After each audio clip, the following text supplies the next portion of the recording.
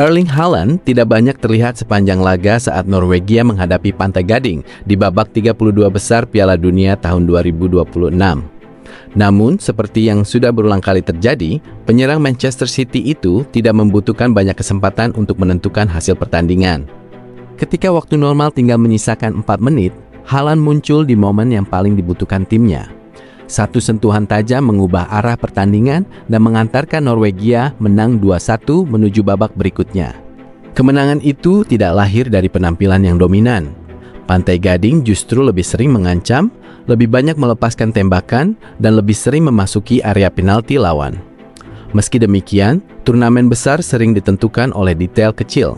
Dalam situasi seperti itulah, kehadiran seorang pencetak gol kelas dunia menjadi aset yang tidak ternilai bagi sebuah tim. AC Milan resmi mendapatkan tambahan kekuatan di lini depan setelah mengumumkan perekrutan Gonçalo Ramos dari PSG. Penyerang asal Portugal itu menjadi bagian dari proyek baru Rossoneri dengan kontrak jangka panjang hingga Juni tahun 2031.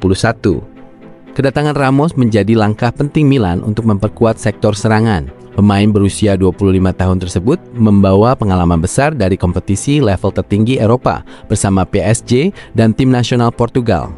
Milan mengumumkan transfer Ramos melalui pernyataan resmi klub pada Selasa.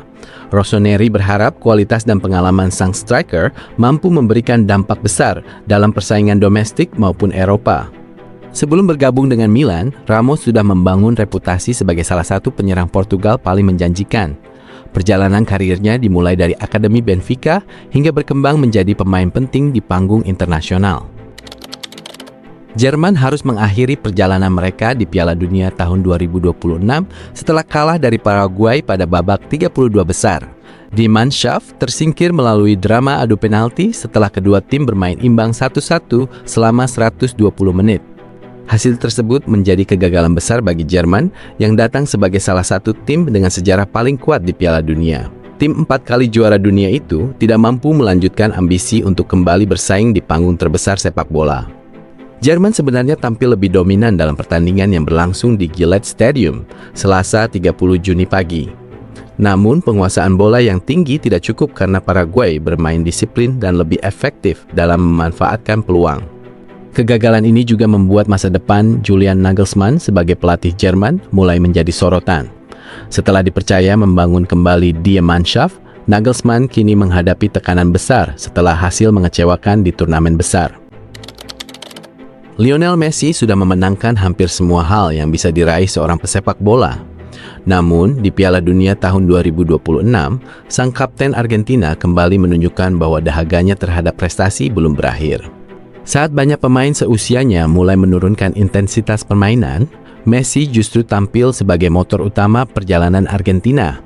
Ia memimpin juara bertahan itu melewati fase grup dengan catatan sempurna. Perjalanan tersebut bukan hanya tentang kemenangan. Setiap pertandingan menghadirkan catatan baru yang semakin mempertegas warisan Messi di panggung sepak bola dunia. Kini, tantangan berikutnya menanti. Argentina akan menghadapi Cape Verde pada babak 32 besar dengan harapan menjaga mimpi mempertahankan mahkota juara dunia.